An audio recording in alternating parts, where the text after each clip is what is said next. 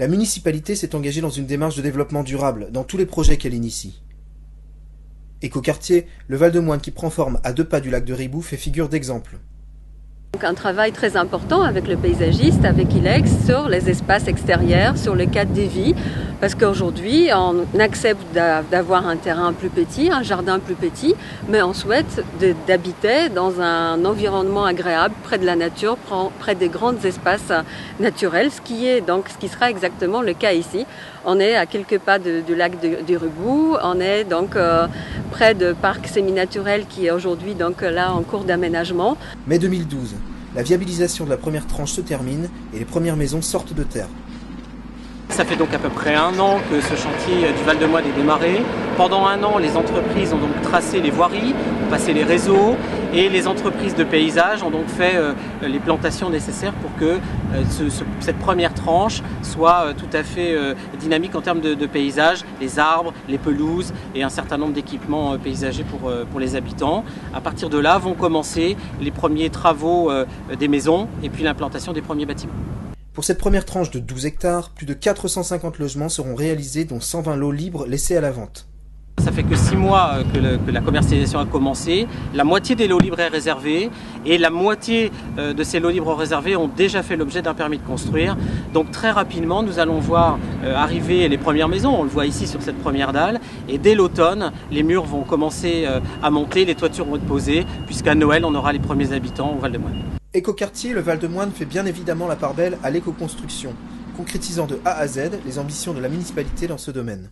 Alors, d'abord une grande fierté d'être la première maison sur le Val-de-Moine. On remercie la mairie de Cholet qui a participé au concept de l'entreprise et au permis de construire, tout le service d'urbanisme. Et Yes Maison est une gamme étendue de maisons. On fait ce genre de maisons, toutes BBC, maisons contemporaines, maisons à étage, on fait tout type de maisons. Maison BBC, toutes nos maisons aujourd'hui sont labellisées BBC puisque ça va être obligatoire au 1er janvier 2013 et on est 2 fois plus performante que le BBC. C'est-à-dire qu'on a un type de maison où on va tirer sur le passif, c'est-à-dire pour pouvoir se dire est-ce que demain notre maison peut se passer de chauffage, et la réponse est oui.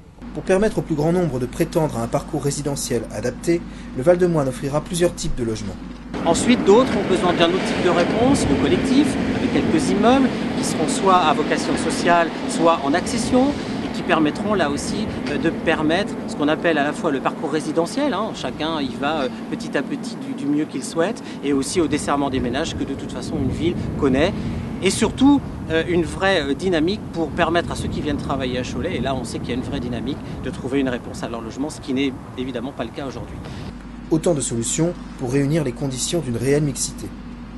C'est un quartier mixte du point de vue générationnel, donc des logements, des appartements pour tout le monde, et aussi une mixité sociale avec des logements sociaux, avec l'accession à la propriété, donc une accession libre, et aussi une accession aidée.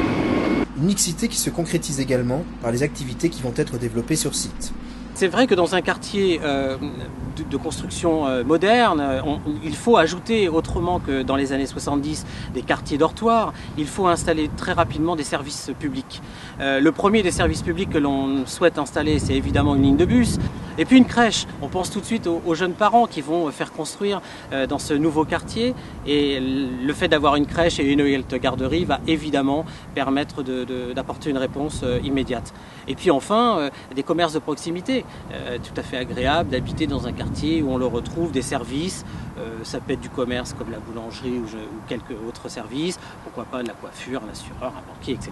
Donc évidemment, très rapidement des services qui vont permettre de structurer notamment les places centrales dessinées dans ce quartier.